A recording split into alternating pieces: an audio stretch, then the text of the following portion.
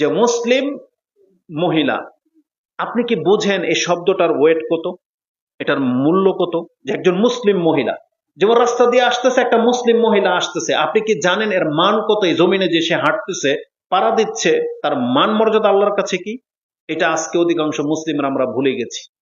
এটা বলার পেছনে মূল কারণ আমাদেরও, আমরা যেমন অজ্ঞ, আমাদের মহিলাগুলো অজ্ঞ। কিন্তু ইসলাম তাদেরকে এতটা সম্মান দিয়েছে, আসুন আমি আপনাকে দেখাই। আল্লাহ সুবহানাহু ওয়া তাআলা একজন মুসলিম মহিলার মান তুলে ধরতে গিয়ে মুসলিম পুরুষদের কাছে এইভাবে আয়াত নাজিল করতেছেন, যেটা আপনি সূরা বাকারাতে পেয়ে যাবেন 221 নম্বর আয়াতে। আল্লাহ বলেছেন, ওয়ালা তানকিহু আল মুশরিকাত হাত্তা ইউমিন।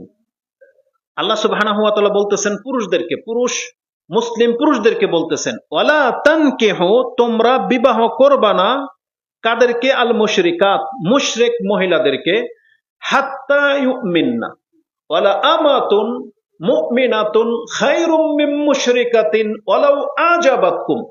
আল্লাহ প্রত্যেকটা মুসলিম পুরুষকে বলতেছেন, দেখো মুশরিক মহিলা যারা শিরিক করে, ইহুদি নাসারা, খ্রিস্টান, হিন্দু, বৌদ্ধ, এমনকি মুসলমানের ঘরের সন্তান যে শিরিক করে, মাজারে গিয়ে বা দিন সম্পর্কে বেখবর, জানে না, বহুভাবে শিরিক করে, এই মহিলাটা অনেক সুন্দর, অনেক সুন্দর, তোমাকে একবারে পরাভূত করে দেয়, যেটাকে আমাদের যুবকরা ক্রাশ বলে বা কি বলে, ক্রাশ খেয়ে যায় নাকি,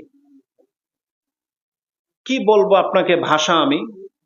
এক কথায়, যে আপনার নজর কেড়ে নেয়, যে আপনার অন্তরকে ঝুঁকিয়ে দেয়, স্থির করে দেয়। আমরা তো আর ওই যে বক্তাদের মতন গান গাইতে পারি না, না হলে কিছু গানের সুরও আপনাকে শোনাইতাম যে তাদের ভাষাগুলা কি ব্যবহার করে। তো যেই মহিলা মুসলিম না, মুশরিক, হতে পারে মুসলমানের ঘরের সন্তান, হতে পারে ইহুদি, খ্রিস্টান, বৌদ্ধ, যার তার ঘরে, কিন্তু মুশরিকা, আল্লাহ বলতেছেন এই মুশরিকা মহিলাটা তোমার নজরে সবচেয়ে প্রাধান্য পাওয়া মুসলিম মহিলা হইতে পারে, কিন্তু তুমি মুসলিম জেনে রাখো, একজন মুসলিম মহিলা সে যদি কৃত দাসীও হয়, ওয়ালা আমাতুম মুমিনাতুন খায়রুম মিন মুশরিকাতিন ওয়ালাউ আজাবাতকুম, তোমাকে যদি একবারে গালিয়ে ফেলে এমন মহিলার চেয়ে একটা মুসলিম কৃত দাসী তুমি বিয়ে করো, এটা তোমার জন্য বেশি কল্যাণকর। তার একটা মুসলিম মহিলাকে আল্লাহ এইভাবে আপনার কাছে পেশ করেছেন যে সে যদি দাসীও হয়, কিন্তু তার পরিচয় যেহেতু মুসলিম, তুমি তাকে প্রাধান্য দাও, তাকে বিয়ে করো। কেন? এই রিজনটা আজকের আলোচনা, পুরোটাই আজকের আলোচনার পেছনে আসবে। জাস্ট আমি আপনাকে প্রথমে তার মর্যাদাটাকে তুলে ধরতে চাচ্ছি। এই এতটুকু কথাও যথেষ্ট না, এটা আমার মূল ফোকাস না, মূল ফোকাস একটু পরে আসতেছে।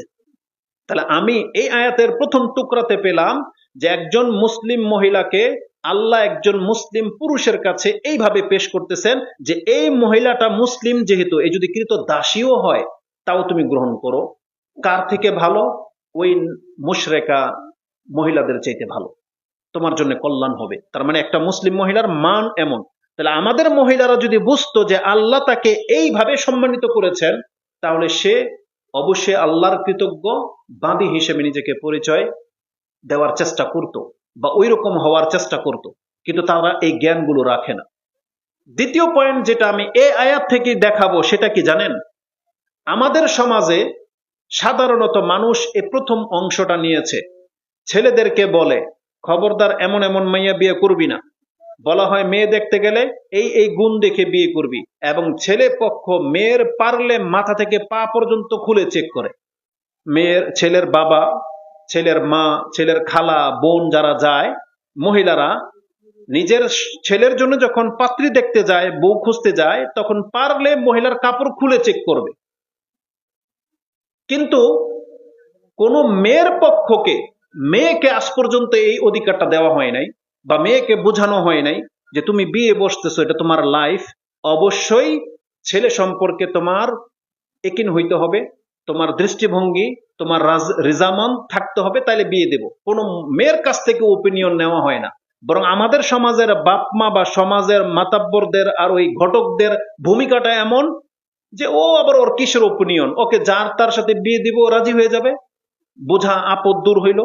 ভাইদের টেন্ডেন্সি এটা, অথচ বাপ ভাইয়ের দায়িত্ব হলো যার কাছে আপনি আপনার মেয়েটাকে বিয়ে দিবেন সেই ছেলের বায়োডাটা আপনার আগা থেকে মাথার বংশ পর্যন্ত খোঁজ নেওয়া। এটা প্রত্যেকটা পিতা এবং ভাইয়ের দায়িত্ব ছিল, যেটা আপনারা করেন না। আপনারা মনে করেন দৌড়কে বিয়ে দিতে পারলেই তো সারলাম, এটা হচ্ছে পুরুষদের চরিত্র না, এটা হইতে পারে না। আল্লাহ তাকে সে সম্মান দিয়েছেন কোথায় জানেন? যেমনি আল্লাহ একজন পুরুষকে বলেছেন তুমি মুসলিম মহিলা দেখে বিয়ে করো, ঠিক আল্লাহ একজন মুসলিম মহিলাকে কতটা সম্মান প্রাধান্য দিচ্ছেন দেখেন। আল্লাহ তার পরের অংশে মুসলিম মহিলাকে বলতেছেন ওয়ালা তুনকিহু, তুমি কিন্তু বিয়ে বসবা না, ওয়ালা তুনকিহুল মুশরিকিনা হাত্তা ইউমিনু ওয়ালা আবদুম মুমিনুন খায়রুম মিন মুশরিকিন ওয়ালাউ আজাবাকুম। একজন পুরুষ যদি মুসলিম হয়, কৃতদাসও যদি হয়, তাহলে তোমার কাছে ওই নায়ক গায়কের চাইতে, মুশরিক পুরুষের চাইতে, হ্যান্ডসাম পয়সাওয়ালা পুরুষের চাইতে একটা দিনমজুর মুসলিম পুরুষ তোমার জন্য অনেক বেশি শ্রেয়। এটা আল্লাহ পেশ করতেছেন, একজন মুসলিম মহিলাকে বলতেছেন যে তুমি যদি বিয়ে বসতে হয় তাহলে একজন মুসলিম পুরুষের কাছে বিয়ে বসবা। তার মানে ইসলাম তাকে এতটা অধিকার দিয়েছে যে সে তার ওপিনিয়ন বা তার ইচ্ছাটা পেশ করতে পারে। বাপমা তার জন্য পাত্র নিয়ে আসছে, মহিলা কথা বলতে পারে যে আমি কোনো বেনামাজির ছেলের কাছে বিয়ে বসবো না, একবার ডাইরেক্ট বলতে পারে। মেয়ে কথা বলবে আমি কোনো সিগারেট খোর, কোনো নেশাখোরের কাছে বিয়ে বসবো না, বলতে পারে না, এটা তার অধিকার, মেয়ের জন্য এটা দায়িত্ব।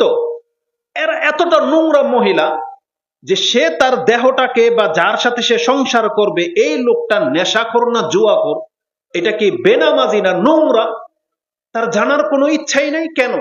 তার বাপ মা তাকে যার তার সাথে দিয়ে দিবার সে বিয়ে বসে যাবে। এতটা হালকা পাতলা কেন সে, এতটা কেন নিচে নামিয়ে ফেলেছেন আপনার মেয়েদেরকে? অথচ যেখানে আল্লাহ একটা পুরুষকে বলতেছেন মুসলিম নারী ছাড়া বিয়ে করবা না, ঠিক একজন মুসলিম নারীকে আল্লাহ বলতেছেন একটা মুসলিম পুরুষ ছাড়া তুমি বিয়ে বসবা না। এটা কত বড় ব্যাপার আপনি বলেন তো দেখি। তাহলে এই কথাটা আমি আজকে কেন বললাম? এই যে সন্তান প্রতিপালনের ক্ষেত্রে এটা হচ্ছে শুরুয়াত, মানে এটাই হচ্ছে সূত্রপাত। কারণ আপনি বিয়ের মাধ্যমে না সন্তানের বাপমা হবেন, তাই না? তাহলে আপনি এমন একটা পুরুষের নসল থেকে আপনার পেটে বাচ্চা নিতে চাচ্ছেন কেন যেটা নেশাখোর, যে বেনামাজি, যে একটা বেনামাজি আপনাকে টাচ করবে, আপনার পেটে সে বাচ্চা দেবে, আপনি এটা মুসলিম মহিলা হিসেবে এটা আপনি মেনে নিলেন কিভাবে?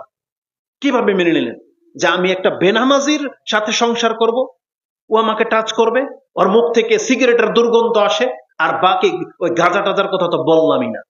একটা রুচিশীল মহিলা কোনোদিন এটা করতে পারে না, তাকে অবশ্যই সতর্ক সাবধান হতে হবে। এখন যারা বলবেন যে তাহলে হুজুর আমাদের তো বিয়ে হয়ে গেছে, কয়েক বছর হয়ে গেছে, জামাই তো এখনো সিগারেট খায়, তো এখন কি করব?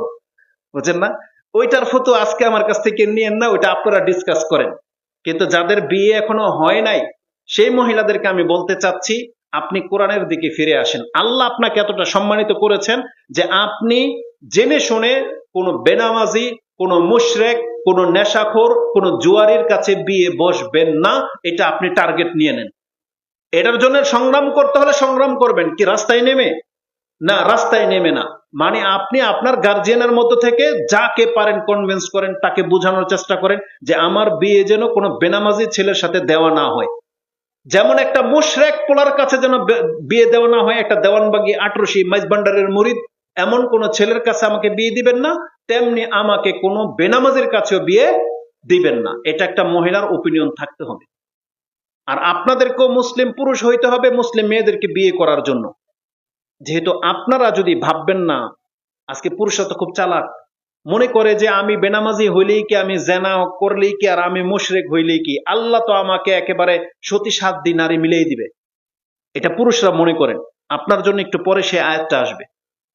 আল্লাহ সুবহানাহু ওয়া তাআলা কার জন্য কাকে সিলেক্ট করে রেখেছেন আল্লাহ এটা বলেছেন। এই যে প্রথম আয়াত আমি আপনাকে বাকারা থেকে শোনালাম যে আল্লাহ মুসলিম পুরুষদেরকে বলেছেন মুসলিম নারী ছাড়া বিয়ে করবা না, আর মুসলিম নারীদেরকে বলেছেন তোমরা মুসলিম পুরুষ ছাড়া কারো কাছে বিয়ে বসবা না।